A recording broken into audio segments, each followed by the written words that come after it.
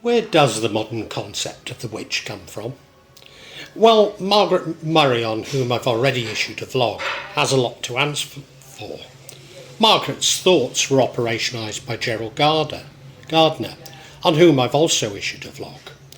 But during the Council of Florence, 1436 to 1438, Johannes Nider wrote the Formicarius, in which, in the 5th section, he convoluted several disparate heresy narratives into one, namely that a female-led sorcery-heresy involving a demonic pact whose aim was to destroy Christendom. Although the ideas of the Witches Sabbath and them flying at night did not take hold until later, they were used as evidence during the witch trials. Echoing Gardner's operationalisation of Murray's thoughts, Heinrich Kramer's notorious Malleus Maleficarum did so for the Formicarius. Thus Nider would invent the witch and witchcraft as we know them, to a much greater extent than Margaret Murray. I know you'll be shouting that witches and witchcraft have always existed.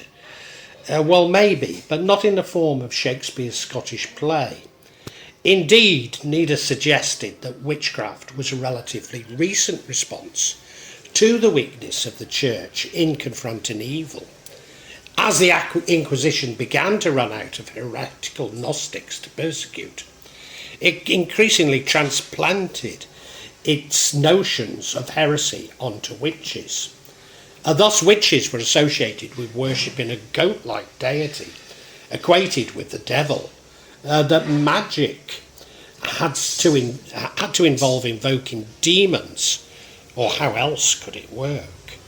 And most grievously, that witches engaged in animal and child sacrifice.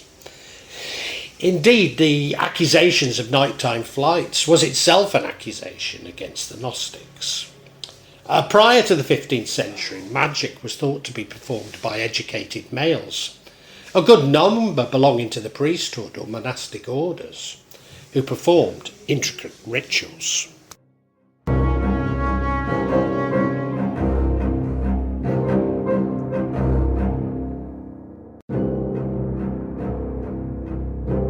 Formicarius was written whilst Nider was a Dominican and part of the theological faculty of the University of Vienna. The stories and examples that he presents throughout the book are taken from his own experience and from his discussions with clerics and lay authorities. Most of these accounts are representative of the late medieval religious atmosphere of what is now Switzerland, southern Germany, Austria and the southern Rhineland. At the Council of Florence, Nider was exposed to many of the stories he recounts, often relating to witchcraft, taking place in the Seine Valley. And many were told by Peter of Bern, who had conducted many witch trials in the region. In addition, French cleric Nicolas Amici told Nider an account of the trial of Joan of Arc. The 5th book on witches is structured around the colour of ants. Additionally, each of the chapters of each book was based on one of 60 conditions of ants' lives. This complex system of using ants as metaphors for various aspects of Christian belief and practice is only really addressed in the first few lines of each chapter, after which it focuses on the themes.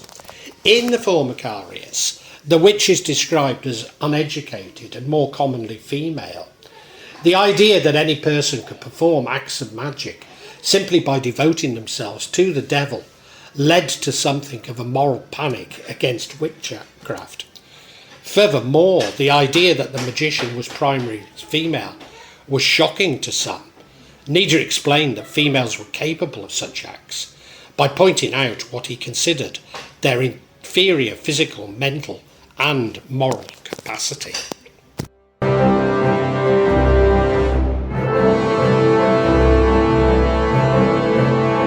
The Formicarius functioned as a priest's manual, with stories tailor-made for use in sermons. It is meant to be used as a means of encouraging reform at all levels of Christian society, which Nider saw as necessary in combating witchcraft. That reform and proper adherence to Dominican rites as the surest counter to witchcraft. Certainly he rejects the use of protective and retaliatory magic. And Nider used his teacher-pupil storytelling device as a means of convincing the validity of his points, supplying priests with stories they could spread amongst the lay people, aiding those priests in tackling common questions and misconceptions they would likely encounter, a rhetoric still found in sermons and indeed Muslim hot bars even today. And Nider intended the book to reach as wide an audience as possible through its use in popular sermons.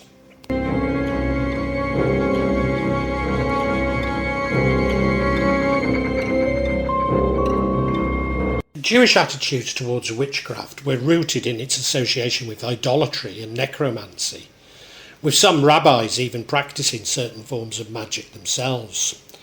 References to witchcraft in the Tanka or Hebrew Bible highlighted strong condemnations rooted in the abomination of magical belief. Witchcraft has long been forbidden by the Church, whose viewpoint on the subject was explained in the Canon Episcopi, written in about 900 CE. It stated that witchcraft and magic were delusions, and those who believed in such things had been seduced by the devil in dreams and visions.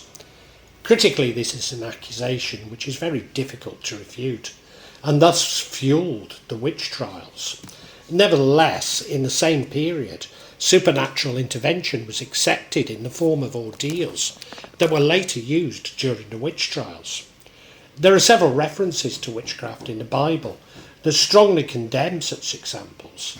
For example, Deuteronomy 18:11-12 condemns anyone who casts spells or who is a medium or spiritualist who consults the dead.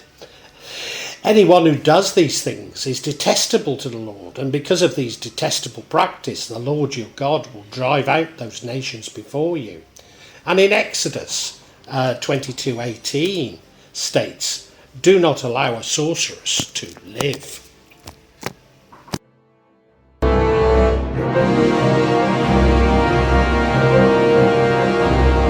Section 4 from the Formicarius on witches was published later as a part of the Malleus Maleficarum.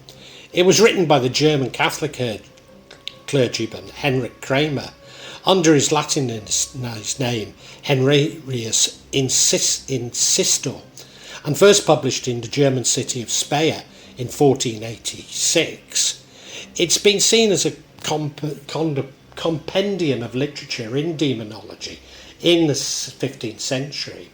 The Malleus Maleficarum asserts that three elements are necessary for witchcraft: the evil intention of the witch, the help of the devil, and the permission of God. Each of the three sections has a prevailing theme of what is witchcraft and who is a witch. The first section is aimed at clergy and tries to refute those who deny the reality of witchcraft, thereby hindering its prosecution. The conclusion drawn is that witchcraft must be real because the devil is real. Witches entered into a pact with Satan to allow them the power to perform harmful magical acts, thus establishing an essential link between witches and the devil. Such tautology is commonly repeated by Salafi Muslims who claim that sorcery is sihr or polytheism. The second section describes the actual forms of witchcraft and its remedies. It states that it's mostly witches, as opposed to the devil, who are recruiting by making something go wrong in the life of a respectable matron that makes her consult the knowledge of a witch, or by inducing young maidens to tempting young devils. It details how witches cast spells and remedies that can be taken to prevent witchcraft, or those who have been affected by it. The third section is to assist judges confronting and combating witchcraft, and to aid inquisitors by removing the burden from them.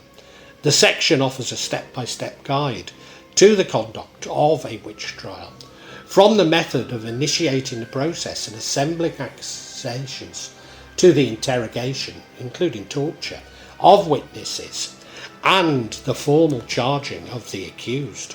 Women who do not cry during their trial were automatically believed to be witches. In the Malleus Maleficarum, there are 5 ways to overcome demonic attack, including exorcism. Prayer and transubstantiation are traditionally excluded from the category of magical rites.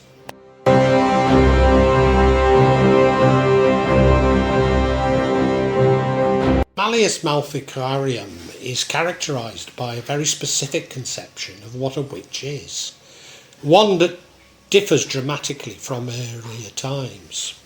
The word used, maleficia, carries an explicit combination, absent in other words referring to women with supernatural powers.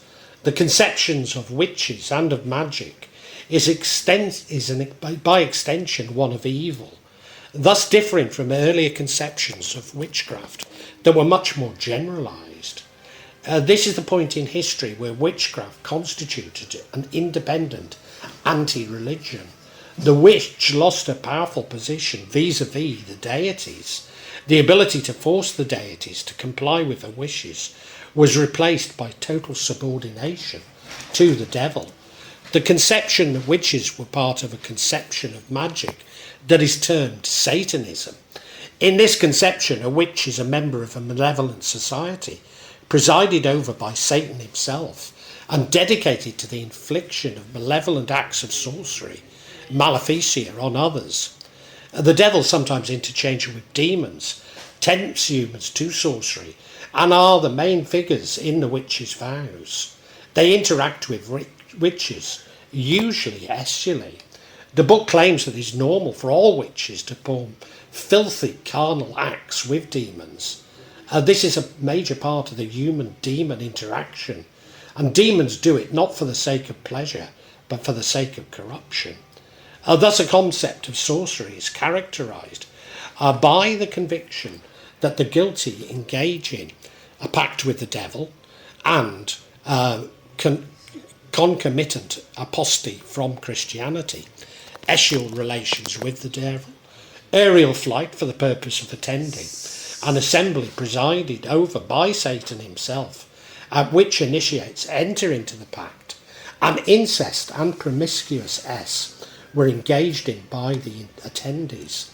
The practice of maleficent magic, the slaughter of babies, accusations that are so often repeated even today during times of war and conflict by propagandists.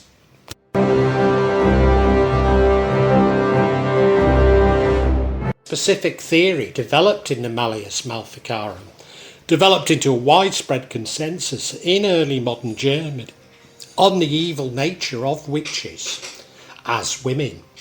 Later works on witchcraft have not agreed entirely with the Malleus, but none of them challenged this view that women were more inclined to be witches than men. It was accepted that very few authors saw the need to explain why witches are women. Those who did attributed female witchery to the weakness of body and mind, the old medieval explanation, and a few to female sexuality. Witches are commonly believed to cast spells, or spell a set of magical words and gestures intended to inflict supernatural harm. Cursing could invoke inscribing runes or sigils on an object, and to give that object magical powers. A burning or binding of wax or clay image, a puppet of a person, to affect them magically, or using herbs, animal parts and other substances to make potions or poisons. Witchcraft has been blamed for many kinds of misfortune.